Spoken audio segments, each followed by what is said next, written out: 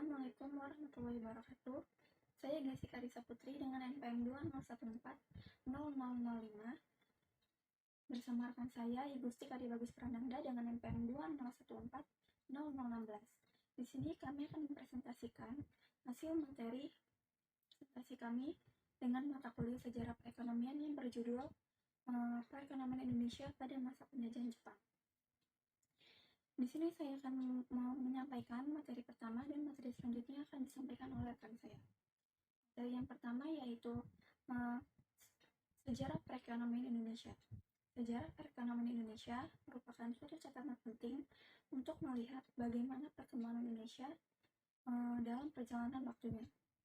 Kondisi perekonomian Indonesia mengalami berbagai dinamika seiring perputaran waktu. Hal ini sangat relevan yang diungkapkan sebagai bentuk bagian untuk mengetahui realita perekonomian Indonesia. Sejarah perekonomian sendiri merupakan perekonomian yang dijalankan oleh bangsa Indonesia sesuai dengan sistem ekonomi yang berlaku. Setiap negara memiliki sistem ekonomi yang berbeda satu dengan negara yang lainnya, karena berhubungan dengan falsafah dan juga ideologi negara. Yang kedua yaitu perekonomian Indonesia pada masa penjajahan Jepang. Pada masa penjajahan Jepang merupakan periode yang sangat penting dalam sejarah bangsa Indonesia. Kedatangan Jepang ke Indonesia menentukan dan mengadakan terakhirnya kekuasaan Hindia Belanda. Periode ini sangat menentukan perjalanan bangsa Indonesia menuju kemerdekaan. Kedatangan Jepang ke Indonesia tidak dapat dipisahkan dari Perang Pasifik sebagai bagian dari Perang Dunia Kedua. Sebelum menguasai wilayah Indonesia, Jepang menyerang pangkalan militer Amerika Serikat di Pearl Harbor di bawah komando Laksmana Nagano pada tanggal 7 Desember 1941. Hindia Belanda mengumumkan perang dengan Jepang pada 1 Januari 1941. Jepang meresponnya dengan mengatakan perang dengan Hindia Belanda. Militer Jepang masuk ke Hindia Belanda melalui Tarakan Kalimantan. Selanjutnya, militer Jepang bergerak ke Pulau Jawa.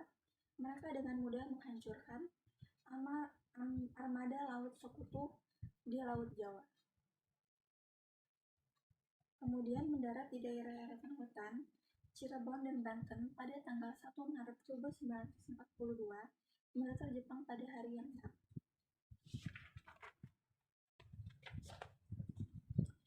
Kunjungan Jepang di Indonesia ditujukan untuk mewujudkan perkemakmuran bersama Asia Timur Raya. Untuk mewujudkan cita rasa itu, Jepang memerlukan pangkalan angkatan laut di Pearl Harbor, Hawaii. Peristiwa ini terjadi pada tanggal 7 Desember 1941. Gerakan invasi militer Jepang cepat merambah ke kawasan Asia Tenggara pada bulan Januari 1942. Jepang menduduki Filipina, Tarakan Kalimantan Timur, Balikpapan, Pontianak, dan Samarinda. Untuk menghadapi Jepang, Sekutu membentuk komando gabungan. Komando itu bernama APDACOM, American, British, Dutch, Australian Command. APDACOM dipimpin oleh Jenderal Sir Archibald Wavell dan berpusat di Bandung. Pada tanggal 1 Maret 1942, Jepang berhasil mendarat di Jawa, yaitu Teluk Banten, di Eretan Jawa Barat, dan di Kragan Jawa Timur. Untuk penyerahan kekuasaan dilakukan pada tanggal 8 Maret 1942 di Kalijati, Subang, Jawa Barat. Dan upacara tersebut Sekutu diwakili oleh Gubernur, Jenderal Tajarda dan Starkenborg dan Jenderal Terporten. Sedangkan Jepang diwakili oleh Jenderal Hitoshi Imamura dengan menyerahkan ini secara otomatis Indonesia mulai dijajah oleh Jepang. Nah, kebijakan Jepang terhadap rakyat Indonesia pada prinsip dan prioritasnya ada dua hal.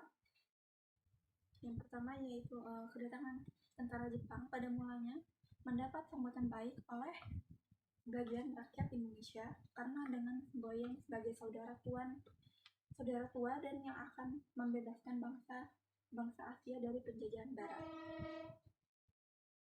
Namun, pendudukan Jepang di Indonesia dalam beberapa bulan saja menunjukkan kekajamannya. Bala tentara Jepang melakukan penindasan, pemerasan tenaga, perampasan kekayaan alam, dan sebagainya. Sebelum berlangsungnya Perang Dunia Kedua, terjadi hubungan antara tokoh-tokoh nasionalis Indonesia dengan pihak Jepang, yaitu Gatot Mangkapuraja dan Muhammad Hatta.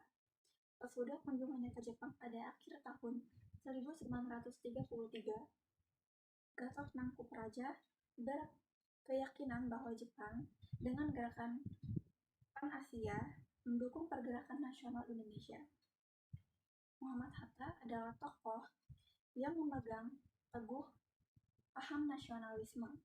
Meskipun beliau secara tegas menolak imperialisme Jepang, tapi beliau tidak mengecam perjuangan Jepang dengan melawan ekspansi negara-negara Barat.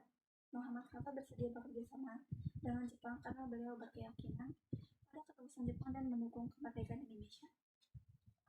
Baik, sebelumnya selamat siang, salam sejahtera untuk kita semua. Izin memperkenalkan diri. Perkenalkan, nama saya Igusti Kadi Bagus Prananda, NPM 20140016. Sini saya akan menyampaikan materi yang ketiga, yaitu kebijakan ekonomi pemerintahan Jepang. Kebijakan pertama yang dikeluarkan oleh pemerintahan Jepang adalah melarang kegiatan berkumpul dan rapat, tertuang dalam Undang-Undang Nomor 2 yang diperkuat oleh Undang-Undang Nomor 3 pada 20 Maret 1942. Yang isinya ini adalah melarang segala macam perbincangan, pergerakan atau propaganda mengenai aturan dan susunan organisasi negara.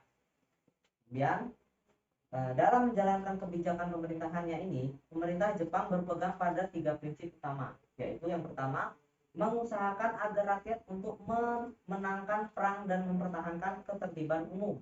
Yang kedua, memanfaatkan sebanyak mungkin struktur pemerintahan yang sudah ada.